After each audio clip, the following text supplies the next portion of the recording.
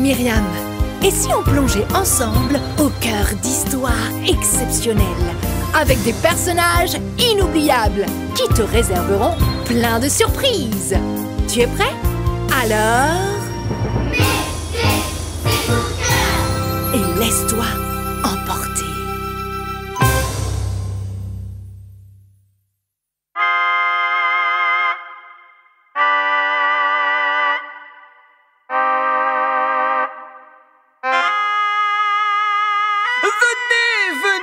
Écoutez les exploits de ma personne.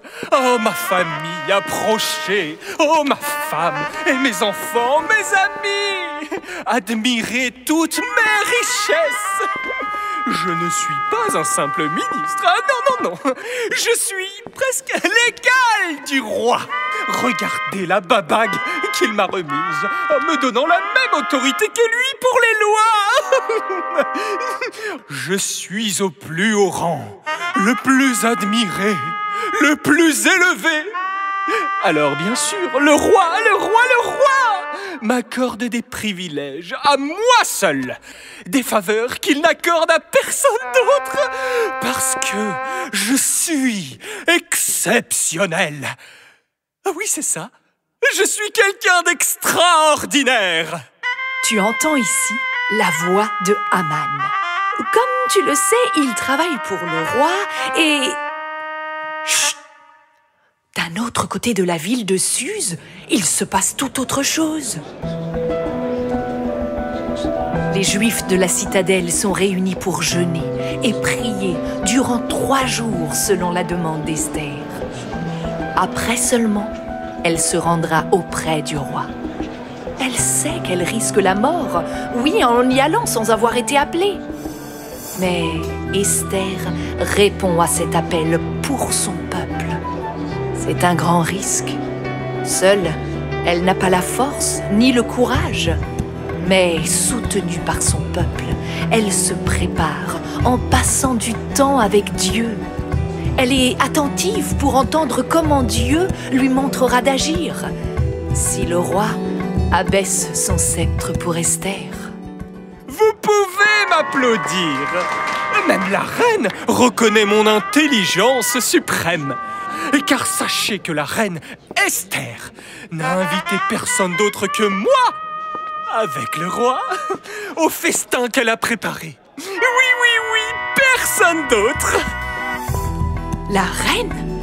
Un festin? Mais qu'est-ce qu'il raconte?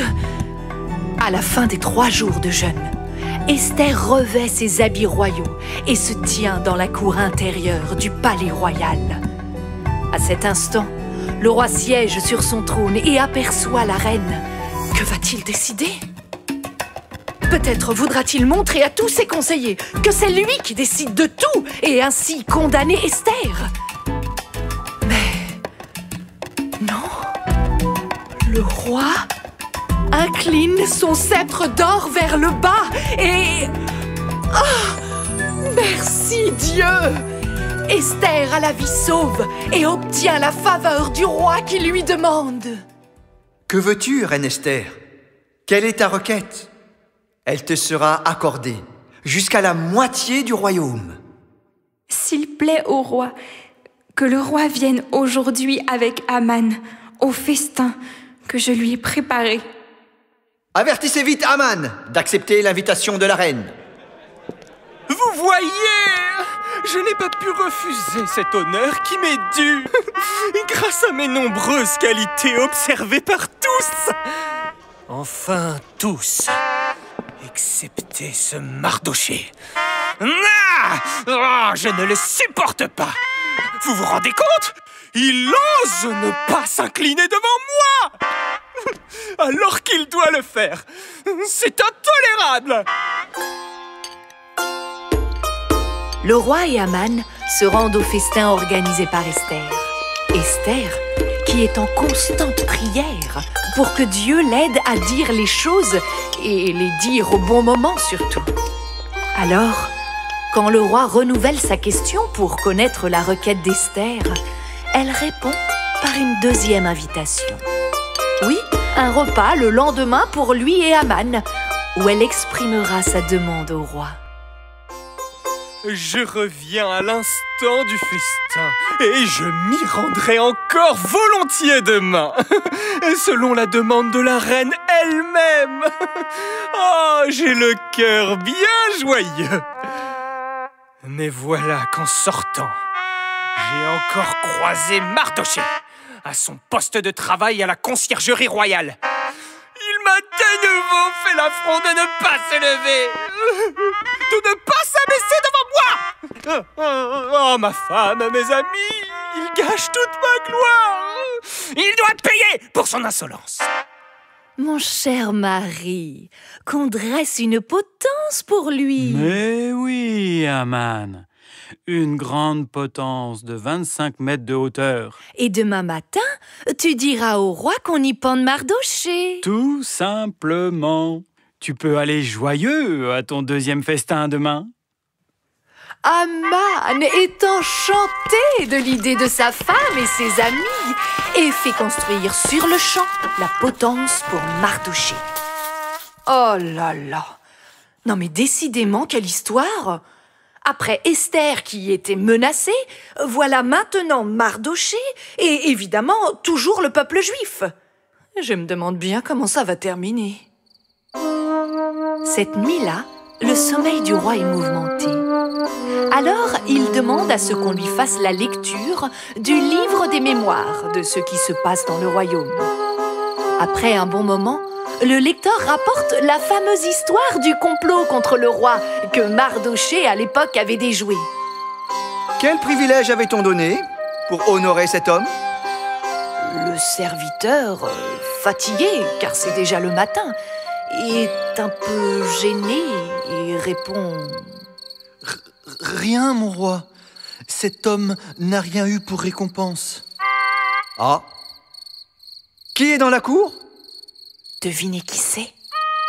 Oui, Aman. Et pourquoi il est là? Pour demander qu'on pende Mardochée sur la potence. Mais on va voir ici que beaucoup de choses qu'on croit négatives font en fait partie du plan de Dieu. Il ne dormait pas, le roi, cette nuit-là? C'est à se demander si ce n'est pas Dieu qui l'empêchait de dormir. Voyez la suite. Aman est appelé auprès du roi. Dis-moi, Aman, que faire à un homme que je souhaite honorer? Le roi parle de moi, c'est certain. Qui d'autre que moi pourrait-il avoir envie d'honorer? Mon cher roi, qu'on prenne un manteau royal que le roi a déjà porté, qu'on amène un cheval que le roi a déjà monté, que l'on pose sur la tête du cheval un diadème impérial, que l'on confie le manteau ainsi que... Aman s'emballe, il décrit tout ce qu'il souhaite pour lui, pour pouvoir se vanter un peu plus de qui il est. Dépêche-toi, Aman, de faire tout cela pour le juif Mardochée, qui travaille à la conciergerie. N'oublie rien de ce que tu m'as indiqué. Allez. Quel choc pour Aman! Alors là, la chute est brutale. Le voilà, lui, le ministre exceptionnel, sur la place publique de la ville, à balader sur le cheval du roi, Mardochée, revêtu du manteau royal. Voilà ce que le roi fait pour l'homme qu'il désire honorer. Oui, il crie pour faire tout ce qu'il avait conseillé au roi de faire pour honorer un homme. Voilà ce que le roi fait pour l'homme qu'il désire honorer. Voilà ce que le roi fait pour l'homme qu'il désire honorer. Voilà ce que le roi fait pour l'homme qu'il désire honorer. La tête basse, honteux et tellement vexé, Aman rentre chez lui, épuisé par cette humiliation qu'il vient de subir. Et le deuxième festin? Aman a oublié l'invitation de la reine et les serviteurs du roi viennent le presser de s'y rendre. Esther connaît son mari. Elle sert de nouveau un excellent repas et du vin en quantité pour que le roi soit bien disposé. Elle sait que c'est le moment de demander cette fois. Alors, quand le roi lui repose la question pour connaître ce que désire Esther, voici sa réponse. Si j'ai obtenu ta faveur, ô roi, s'il plaît au roi, voici ma demande. Avoir la vie sauve. Et voici ma requête. Que la vie sauve soit aussi accordée à mon peuple. Car nous avons été vendus, moi et mon peuple, pour être tués, massacrés. Mais qui? Et où est-il? Celui qui a eu l'audace d'imaginer une chose pareille. Le persécuteur, l'ennemi, c'est Aman, ce misérable. Furieux, le roi, choqué par cette annonce, sort un instant dans les jardins du palais. Aman, bouleversé, se jette alors aux pieds de la reine pour la supplier de l'épargner. À ce moment-là, le roi revient et voit Aman aux pieds de la reine. Il est dans une colère immense.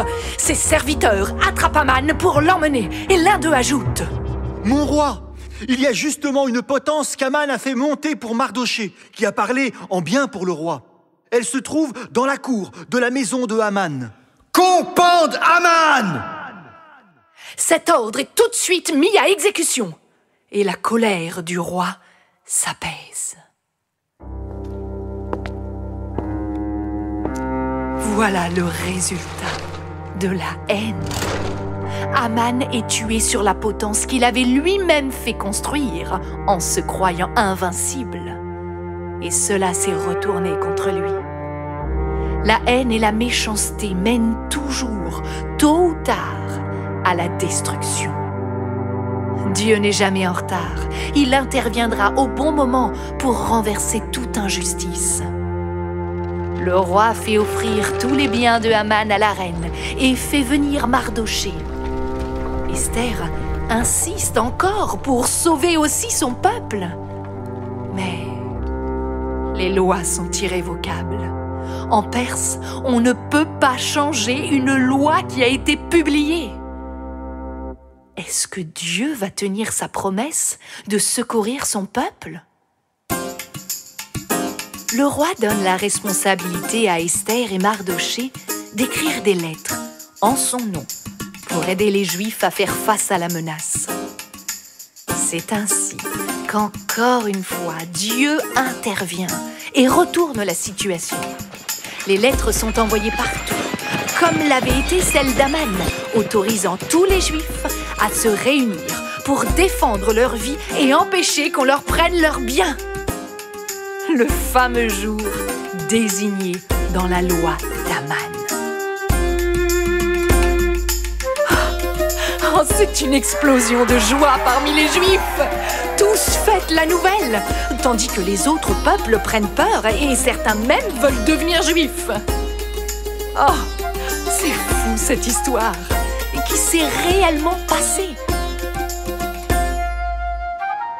Tu sais, il y a au-dessus des rois un roi, le roi des rois, Dieu, qui dirige l'histoire, notre histoire, d'une manière surprenante.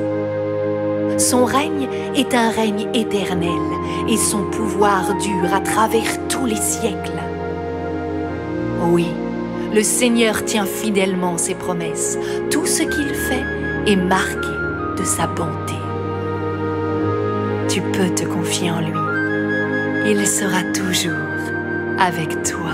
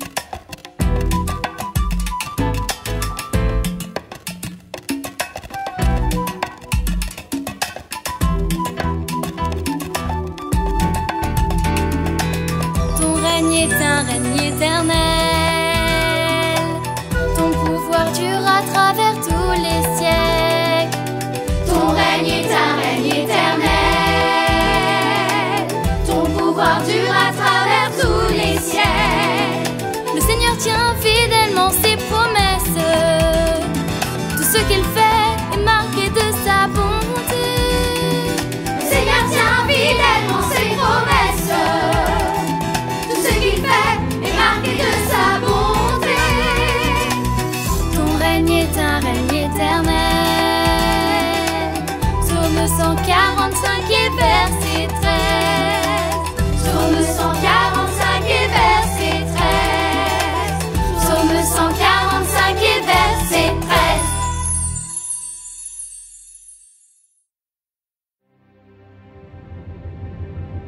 Esther, reine de cœur, était racontée par Myriam de Beaurepaire.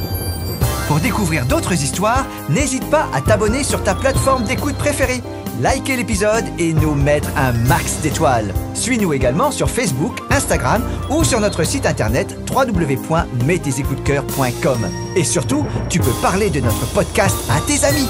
Rendez-vous dans 15 jours. La vie est bien plus sympa quand tu... Mets tes écoutes de cœur.